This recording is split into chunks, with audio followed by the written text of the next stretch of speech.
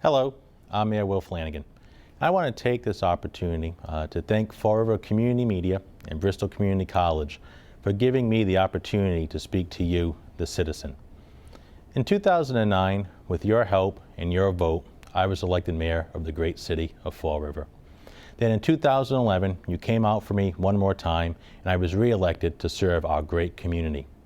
In 2013, once again, my name is on the ballot, and I'm seeking a third term as mayor of this great city to continue what we started together. I reflect back on 2009 and the progress we've made over the last 3.5 years. In 2009, our unemployment rate was hovering around 19%. Today, that unemployment rate has dropped 7 percentage points. And as mayor of this great community, I work daily with our local officials, our state leaders, and our federal leaders to stimulate our economy. Just recently, we received a $1 million grant for the city of Fall River to help our unemployed workers get connected with future employers. That money is being used by our Career Center, our Workforce Investment Board, and our Bristol County Training Consortium to get people back to school so they can get a license, to get into a program, to get an associate's degree, to get a higher education to improve the quality of their life. And we're working on zoning issues, tackling major issues to create a climate here in our community that will attract business to our city, but also help our businesses keep their doors open. But even though we've made progress in our economy, I still recognize there's a lot more that needs to be done. There's still people who are unemployed, still people who are underemployed. That's why we must continue to work together to create the climate that will create jobs in our community and have businesses attract here. I look at our education system. Back in 2009, the Department of Elementary and Secondary Education was threatening to take over our school system. 3.5 years later, we've seen our graduation rates increase, we've seen our dropout rate decrease, and more students are being placed in advanced placement courses. And the Department of Elementary and Secondary Education has indicated that our school system is making progress. But even though we've made progress, I still recognize that there's children who cannot read by the 3rd grade, students who are still dropping out of high school, teachers who feel they do not have a voice in the classroom. That's why we must continue to work together to improve our school system. I look at our public safety.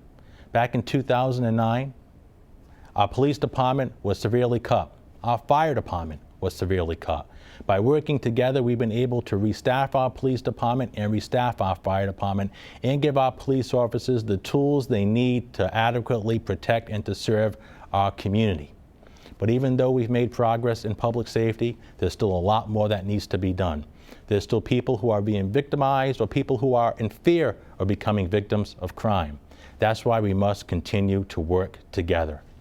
One of the last topics I want to talk to you about is a topic that I feel is having a negative effect on our economy, having a negative effect on our public safety, and having a negative effect on our school system, and that's drugs.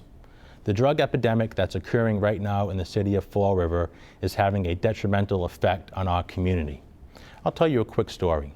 Many of you know before I was elected mayor, I was a prosecutor here in Bristol County. And one day before the call of the list, a lady came into the courtroom to speak with me. She said, "I need to speak with you. My son was arrested last night for drug possession." I said, "Ma'am, you may not want to speak with me. You may want to speak to your son's defense attorney. He'll be in shortly and I'll point him out to you."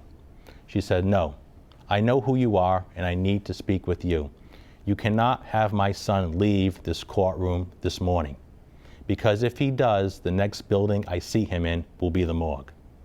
Now there's a mother who came to me as a prosecutor asking for her son to be held, knowing that if her son were to leave that courthouse building, the next time she would see him would be in the morgue.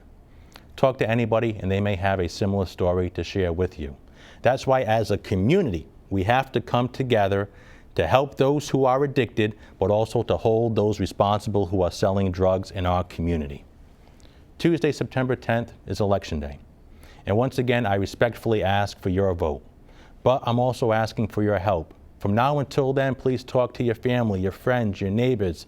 Help them get the message out that on Tuesday, September 10th, we need your vote to get reelected. Thank you, and God bless.